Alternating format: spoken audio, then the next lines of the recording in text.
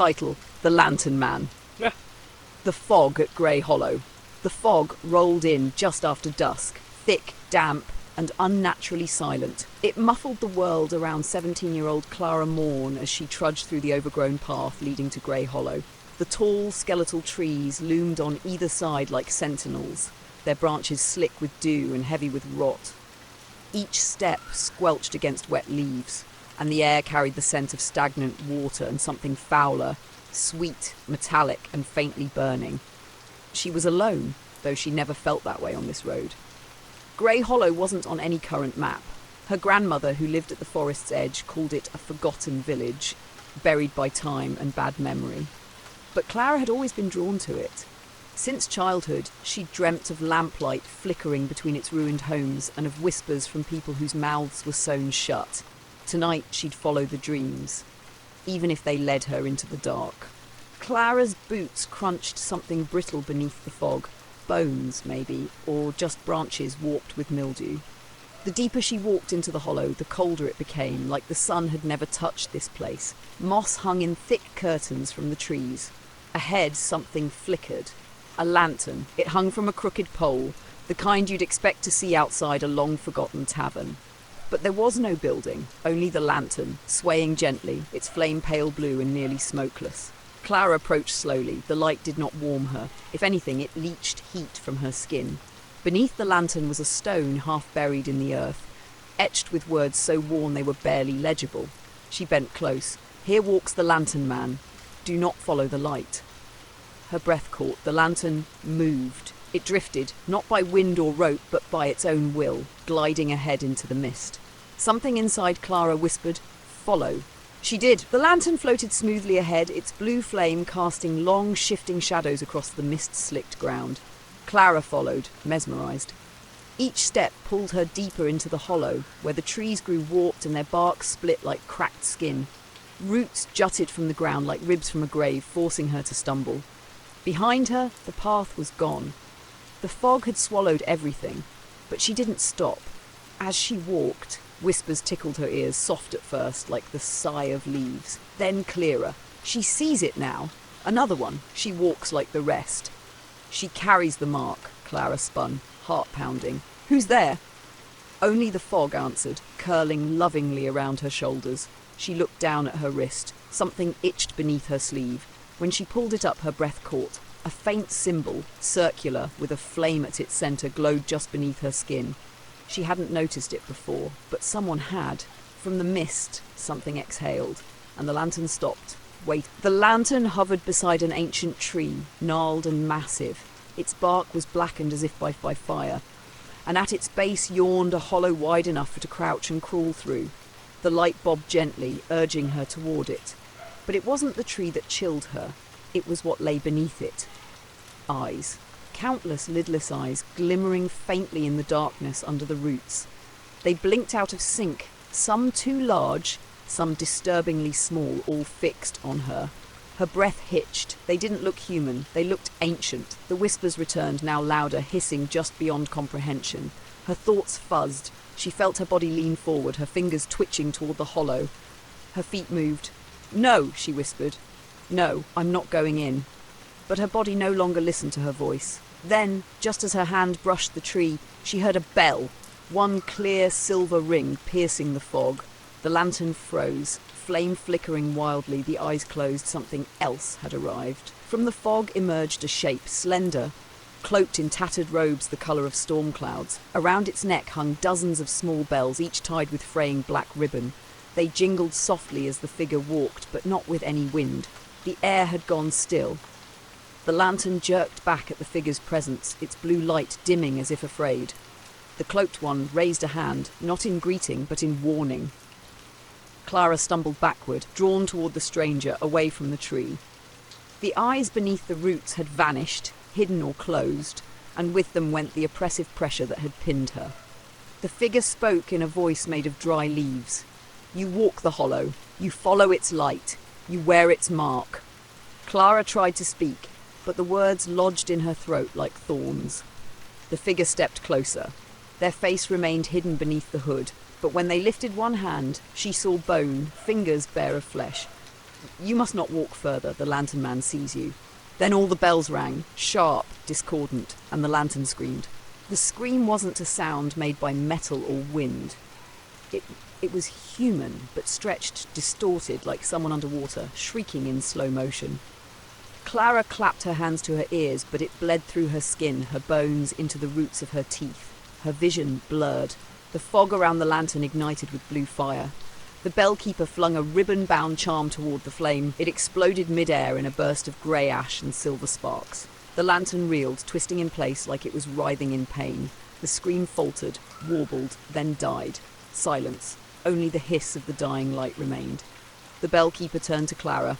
"You are marked now. It won't stop until you reach the centre." "Why?" Clara finally managed to say, breathless. "Why me?" The keeper's head tilted. "You followed the flame and you listened to the whispers." "I didn't." "You answered," the keeper said, voice colder now. "That is always how it begins."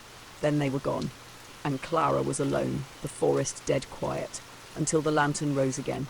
The lantern no longer glowed blue. It burned white now, sharp and cold like the centre of a flame. Clara stepped back, but again it drifted forward, carving a narrow corridor through the mist. Roots shifted beneath her feet, forming a makeshift path.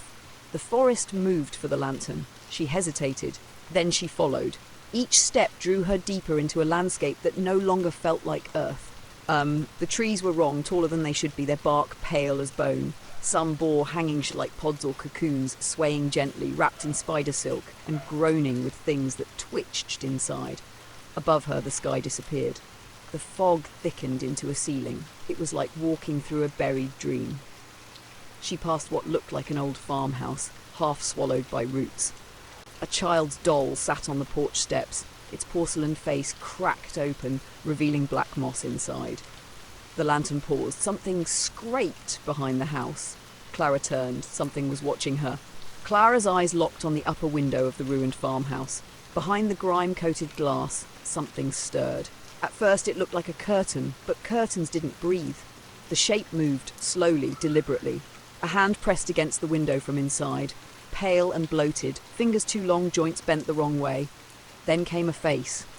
It wasn't human. It was Clara's. Distorted. Its eyes were black pits. Its mouth opened in a grin too wide, too wet, filled with rows of tiny teeth like broken glass. Clara stumbled back, heart slamming against her ribs. The lantern flared, casting light across the porch. The figure vanished instantly, leaving only a smear across the inside of the glass, as if it had been melted into the pane. The porch groaned. The front door creaked open a sliver, uninvited, unwelcome. Clara didn't wait. She ran past the house, back to the lantern's path. The whispers returned as her feet pounded the twisted trail. She saw it. She knows now. It wears her skin. The mist thickened until Clara could barely see the lantern ahead, its pale white glow flickering like a dying star. She slowed, panting, chest tight with fear and fatigue. The forest had gone utterly silent. No wind, no insects, not even the sound of her own breath. Then she heard the voices again, this time not whispers, cries. She turned slowly. In the fog, shapes moved, dozens of them. Figures staggered between the trees, some crawling, some limping. Their limbs bent the wrong way. Faces blurred like smudged photographs, mouths open in silent screams. Eyes gone. She backed away, but the figures closed in, their silhouettes shivering with static-like distortion. They didn't touch her, pacing, as though caught in some loop she couldn't see. Over and over, they reenacted final moments, falling, burning, clawing at unseen doors. Clara covered her ears. "Stop!" One figure broke from the circle, an old man in a torn coat, his mouth opened, and Clara's voice came out. "It's already inside you." Clara staggered backward, her mind spinning, lungs tightening. The man's lips still moved, but no more sound came. The fog pulled him back into its endless grey, and the others followed, flickering and fading like candle flames in wind. The lantern pulsed once, bright then dim, like a heartbeat. The forest around her shifted in response. Trees leaned, roots retracted. The earth breathed beneath her boots, slow and deliberate. Ahead, the ground dipped. She approached a natural basin, overgrown with moss and lined with pale stones, perfectly round. At its centre stood a single dead tree, split down the middle as if struck by lightning. Its bark was burned black, and from its hollow centre spilled a dull red glow. The lantern descended toward the split. The glow pulsed, once, twice, 3 times. With each beat, pain surged through Clara's wrist where the mark had formed. It was no longer faint, it blazed under her skin, threads of red and gold crawling up her arm like fire. The tree was calling her, or recognizing her. Clara knelt at the base of the dead tree, the rough bark scraping her palms as she touched the glowing hollow. The light pulsed beneath her fingers, warm, alive, and unmistakably like a heartbeat. Her mark flared, veins of gold and red weaving beneath her skin like wildfire. A low rumble began deep in the earth, vibrating through her bones. The roots beneath the tree writhed slowly, like a giant serpent awakening from slumber. The air thickened, heavy with the scent of iron and decay. Whispers circled again, but now they spoke clearly. "You are chosen, the blood runs in your veins. The hollow needs its keeper." Her breath hitched. The forest around her seemed to hold its breath too, waiting. The lantern flickered at her side, flame now a deep, angry crimson. Her mind screamed to run, but her body was frozen. The tree opened wider, revealing a hollow blacker than night, beckoning her inside. Clara's heart thundered as she stared into the black void of the tree's hollow. It seemed to pulse, breathing like a living thing. The air inside smelled of rusted iron and burnt wood. Her fingers trembled on the bark's edge. From within, a voice whispered, low and coaxing like wind through dead leaves. "Come home, Keeper. Your family waits." She stepped closer, the world narrowing to the hollow's dark mouth. The forest noises dulled, only the lantern's angry red glow remained. A sudden cold washed over her, chilling her to the bone. Yet the warmth from her mark flared stronger. Her breath caught as ghostly shapes appeared inside the hollow. Faces she knew. Her grandmother, her mother, even herself, but twisted, eyes empty. "We are part of the hollow now," they said, voices overlapping like a chorus of sorrow. The tree shifted, as if inviting her in. Clara hesitated at the threshold of the black hollow. The faces inside flickered, their eyes pleading for her to join them. A cold wind whispered through the hollow, carrying sorrow and longing. The lantern's crimson light pulsed faster, matching her pounding heart. She heard a voice, soft but commanding, inside her mind. "Embrace it, and you will never be alone." Her skin crawled, but the ache in her wrist urged her forward. She stepped into the hollow, the world slipping away as darkness swallowed her whole. Inside, the air was thick and heavy, smelling of earth and old memories. Shadows coiled around her like living tendrils, brushing her skin with cold fingers. The faces reached for her, their touch both comforting and terrifying. "Welcome home, Keeper." A surge of power coursed through Clara as the mark flared brightly. She realized then, she was no longer just a visitor, she belonged. In the enveloping darkness, Clara felt the pulse of the hollow synchronize with her own heartbeat. Shadows pressed closer, whispering secrets in ancient tongues she barely understood but felt deep in her bones. The faces around her blurred, melting into a tapestry of sorrow and forgotten stories. Suddenly, the red light within her wrist spread, illuminating the hollow's walls, revealing carvings, ancient symbols, names, and dates long erased from history. Each told a story of those who had been claimed before her, a voice her own, yet not whispered, "You are the Keeper now." The hollow's memory, its vengeance, its hope. Clara's breath hitched as she sensed a new strength coursing through her, but also a terrible weight. Outside, the fog thickened, waiting for its next move. The lantern flickered once more. Then, silence. Clara's eyes adjusted to the dim glow of the hollow as she stepped out. The forest around her seemed changed, quieter, heavier. The trees, once twisted and gnarled, now stood tall and still, their leaves whispering secrets she couldn't yet grasp. Her wrist throbbed with the fiery mark, a constant reminder of her bond to the hollow. The lantern, now dim and steady in her grasp, no longer floated ahead, but rested in her palm, warm like a heartbeat. She looked up, seeing faint shapes move in the mist, faces from the hollow's past, watching silently, waiting. A voice echoed from deep within her mind. "You carry the hollow's light, but with it comes the burden of its darkness." Clara swallowed hard. She was no longer just a girl lost in the forest. She was the Keeper, destined to guard its secrets, to walk its endless paths. And the hollow had only just begun to call her name. As Clara moved forward, the fog seemed to hum, a low, resonant song that vibrated through her bones. The sound was both beautiful and dreadful, like a lullaby sung by something ancient and sorrowful. Her footsteps echoed softly on the damp earth, but beneath the melody she could hear a faint thudding, the heartbeat of the hollow itself. The trees leaned in closer, their branches creaking like bones in the windless air. Shapes flickered at the edges of her vision, fleeting glimpses of shadowy figures that vanished when she turned to look. She clutched the lantern tighter, its red flame pulsed in time with the song. The mark on her wrist burned warmer, threads of light weaving beneath her skin. A whisper brushed her ear, "Keep the light, or be consumed by the dark." Clara's breath hitched. She was caught between two worlds, one of light, fragile and fleeting, the other of shadow, eternal and hungry. Clara reached a river that wasn't there before, its waters black and mirror smooth.